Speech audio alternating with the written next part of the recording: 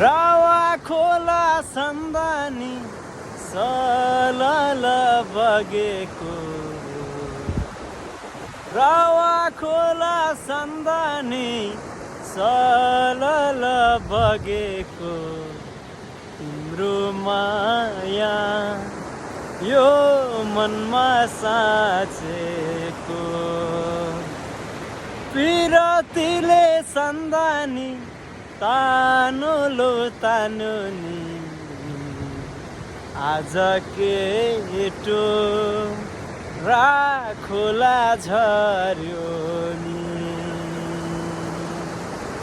Hello everyone, हजुरहरूलाई Rabin adventure कास्टमा स्वागत गर्न चाहन्छु।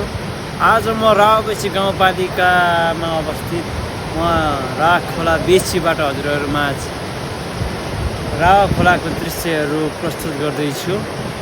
हजुरहरूले देखिराख्नु भएको नेपालकै प्रसिद्ध रावाबेसीमा अवस्थित रावा खोला, जुन नेपालमै प्रसिद्ध रहेको छ र उच्च पहाडी भेगबाट बग्दै पहाडी फेदीहरूलाई चिर्दै तराईतर्फ दुधकोशी र सुनकोशी नदीमा मिसिन गइरहेको रावा खोला एकदमै मनमोहक दृश्यहरू हजुरहरूमा प्रस्तुत गर्दै आज हामी रावा खोलामा एकदम इन्जोय गर्दैछौँ र केटाहरू पनि पुरै फोटो खिच्नको लागि चाहिँ हाम्रो टोलीहरू एकदम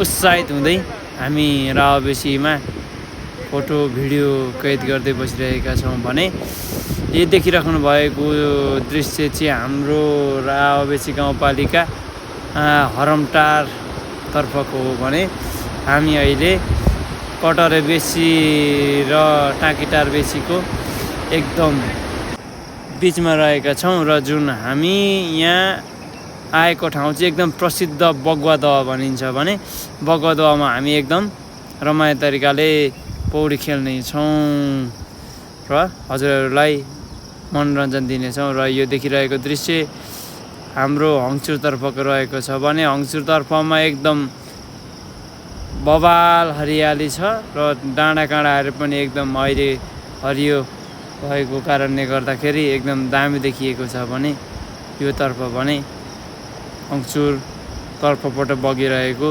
रावा खोला।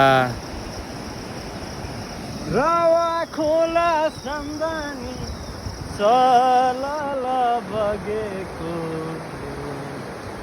तिम्रो माया यो मनमा साँचेको